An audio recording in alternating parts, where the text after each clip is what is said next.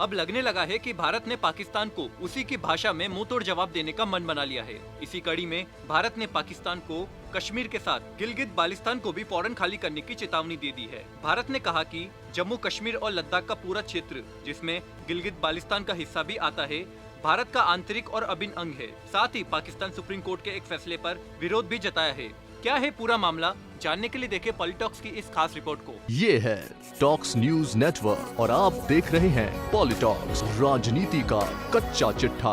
एक तरफ दुनिया कोरोना संकट से जूझ रही है और दूसरी तरफ पाकिस्तान अपनी नापाक हरकतों से बाज नहीं आ रहा है। पिछले सप्ताह पाकिस्तान अदालत ने गिलगित बाल्टिस्तान आदेश 2018 में संशोधन करने के साथ सितंबर में आम चुनाव कराने के साथ साथ एक कार्यवाहक सरकार स्थापित करने के लिए अनुमति दी थी।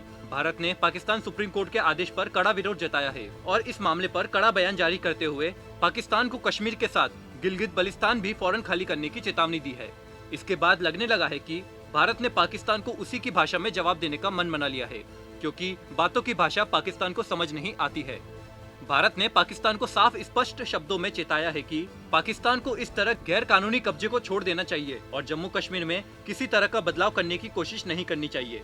इस कड़ी में विदेश मंत्रालय ने पाकिस्तान को साफ कर दिया है कि जम्मू कश्मीर और लद्दाख का पूरा क्षेत्र, जिनमें गिलगित बाल्टिस्तान का हिस्सा भी आता है, भारत का आंतरिक और अभिन्न अंग है। भारत ने यह भी कहा कि इस मसले पर भारत की स्थिति साल 1994 में संसद में पास हुए प्रस्ताव में नजर आई थी, जिसे सर्वसम्मति से पास किया गया था। अब पाकिस्तान या फिर इसकी न्यायपालिका के पास कोई अधिकार नहीं है कि वह इस पर गैर कानूनी और जबरन कब्जा करे। पाकिस्तान सुप्रीम कोर्ट के फैसले के खिलाफ विरोध जताते हुए भारत ने पाकिस्तान के एक वरिष्ठ राजनयिक को बुलाया है और इस मसले पर कड़ा बयान जारी किया है। इससे पहले गृह मंत्रालय ने जम्मू कश्मीर में धारा 370 और धारा 35A को हटाया था।